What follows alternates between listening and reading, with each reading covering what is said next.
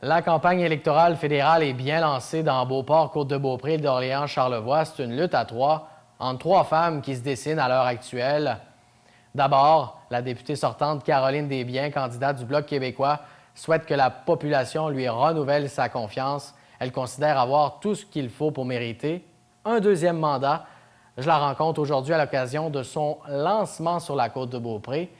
Ça se déroule derrière l'espace culturel Richard Véraud à Château-Richer. Alors bonjour tout le monde, gens des médias, télévision d'ici, journal autour de l'île, journal ici, l'info. 8e jour de la campagne électorale. Aujourd'hui, pourquoi vous avez interpellé les médias locaux à Château-Richer? Bien, c'est pour lancer en fait la campagne officiellement. Moi, je ne trouvais pas que c'était pertinent de le faire avant d'avoir dans mes mains cette plateforme du Bloc québécois. Alors hier, on était en conseil général et on a adopté à l'unanimité cette plateforme avec un chef complètement en feu. Et donc, c'était pour moi tout à fait logique et dans l'ordre des choses de lancer officiellement cette campagne. Est-ce que ça vous a permis de faire le point sur vos 22 derniers mois de travail là, comme député fédéral de la circonscription? Absolument. 22 mois qui, à mon avis, sont trop courts pour mettre à profit toutes les énergies qu'on a déjà déployées sur le terrain. Mais, et l'autre raison pour laquelle je ne suis pas très heureuse de ces élections, c'est parce que, comme tout l'ensemble de la population, je pense qu'on n'avait pas besoin de ces élections-là. Le Parlement fonctionne très bien comme ça. Et c'est tout à fait pertinent, d'ailleurs, d'avoir une opposition forte comme le Bloc qui porte le gros bon sens. Donc, on n'avait pas besoin d'élections, mais du caprice de M. Trudeau. Donc, on n'a pas le choix, il faut se plier. Alors, on va le faire avec diligence et la joie de vivre que l'on me connaît. Est-ce que ça vous a permis aussi de mettre de l'avant certains enjeux propres à la circonscription sur lesquels vous allez mettre beaucoup l'emphase dans les prochaines semaines? En fait, je connais mieux que jamais le territoire ici, tant la partie est que la partie ouest, que la côte, que d'un bout à l'autre du territoire, de Beauport jusqu'à Baie-Sainte-Catherine. On a visité tout le monde, on a rencontré les maires, on a vraiment rencontré des chefs d'entreprise, des alliances, des coopératives, et on connaît le terrain mieux que jamais. On est commencé, évidemment, beaucoup de travail, on a des réalisations à notre actif, mais l'important, ça va être de continuer d'avancer avec eux dans le futur. Donc, on espère bien briguer un second mandat. Avez-vous l'impression aussi que les gens ont appris à vous connaître, là, Bien, comme député, comme personne, la façon que vous travaillez aussi? Je pense que oui. Sincèrement, l'accueil sur En fait, on se promène un peu partout. L'accueil est très bon, très sympathique, très convivial. Les gens m'expriment leur gratitude. Certains m'ont dit, on a été surpris, on ne pensait pas que vous alliez être aussi présente. On a des remerciements. Donc, tout ça est très positif pour moi. Évidemment, c'est en toute humilité que j'accueille ces beaux commentaires. Et l'important pour moi, c'est de faire le travail à la hauteur de mes aspirations et donner une équipe, je dois le dire, exemplaire, formidable. Des gens vaillants qui abattent du travail et qui sont surtout extrêmement compétents. Ce qui fait en sorte que l'équipe que nous avons rayonne partout sur le territoire. Et j'en suis le porte-parole et j'en suis probablement... on ne peut pas allouer le mérite d'avoir choisi les meilleurs, mais c'est ce qui fait en sorte probablement que les gens sont contents de nous. Mais ce rôle-là vient avec beaucoup de responsabilités. Les gens sur le terrain, qu'est-ce qu'ils vous disent par rapport à leurs attentes là, envers justement les enjeux là, locaux? Les gens connaissent pas toujours parfois la nuance entre le fédéral et le provincial, donc c'est la première chose qu'on leur explique. Par exemple, au provincial, il y a une enveloppe discrétionnaire de chaque député qui a été doublée dans la période que l'on vient de traverser. Je le dirai pas 4 fois.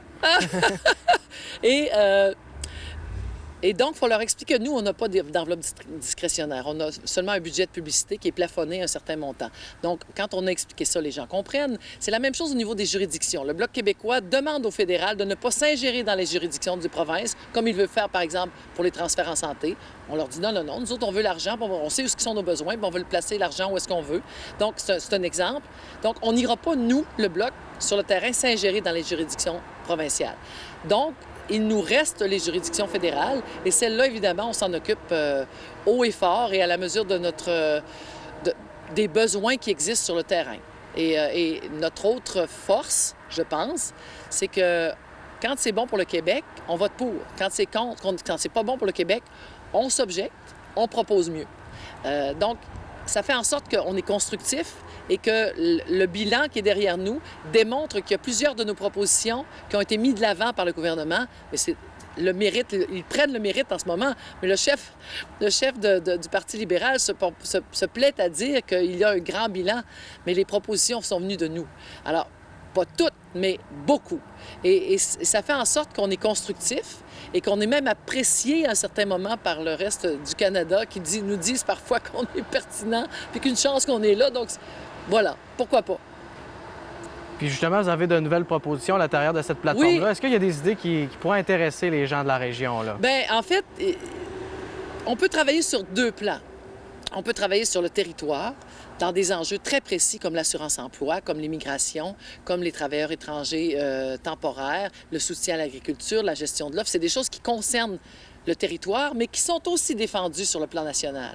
Et évidemment, il y a les grands enjeux climatiques. C'est probablement notre enjeu numéro un. On voudrait que tout ce qui est décidé au fédéral soit teinté, ponctué, modulé, aménagé pour prioriser la lutte au changement climatique. Donc, ces grands enjeux-là, on ne peut pas les débattre toujours juste sur le terrain. Et c'est ce qui est notre rôle, en fait, à Ottawa, qui est un rôle important, qui prend beaucoup de mon temps, je vous le dis, 3 semaines par mois.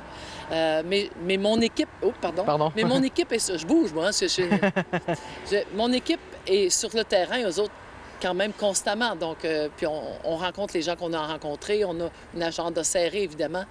Mais on arrive à faire les deux. Mais c'est très important que les gens comprennent qu'on travaille vraiment à deux niveaux. Et les gens, des fois, m'appellent et me disent « Là, la route est barrée, là, ils ont barré la route, puis là, je peux plus passer, puis il faut que vous... » Bien, c'est pas ma juridiction. Alors, des fois, il faut expliquer aux gens un certain nombre de choses. Mais on est là pour ça, puis on le fait avec beaucoup de plaisir. Puis quand ils ont compris, bien, je pense qu'après, ils sont mieux aiguillés pour venir cogner à notre porte quand l'aide fédérale est nécessaire, en fait.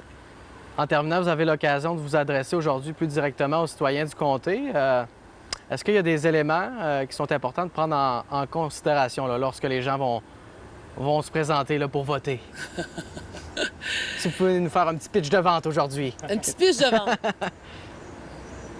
Toute personne qui croit que les changements climatiques, c'est une priorité, toute personne qui croit que la langue française doit être défendue, protégée, toute personne qui croit que la gestion de l'offre est un modèle québécois unique, envié par un ensemble de pays du monde, est quelque chose qu'on doit protéger comme la prunelle de nos yeux pour l'économie locale et nationale.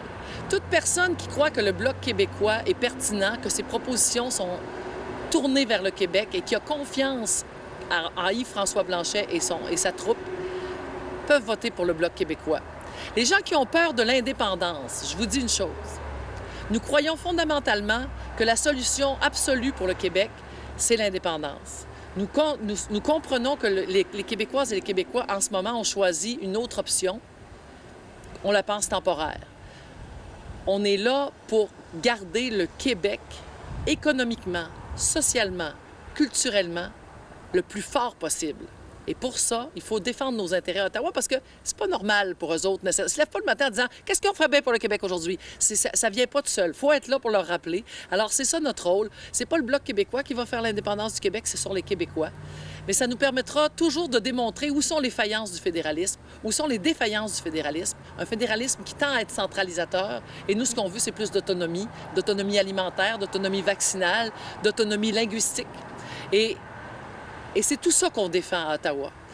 Alors, on sera là si un jour le Québec décide de prendre ses ailes et de devenir indépendant. Mais en attendant, notre travail, c'est de garder le Québec le plus fort possible, sur ses rails, sur ses pieds, droit, debout et fier. Et c'est ce qu'on fait tous les jours. C'est ce que je m'apprête à faire encore pour plusieurs mois, plusieurs années, avec beaucoup d'amour, parce que j'y crois.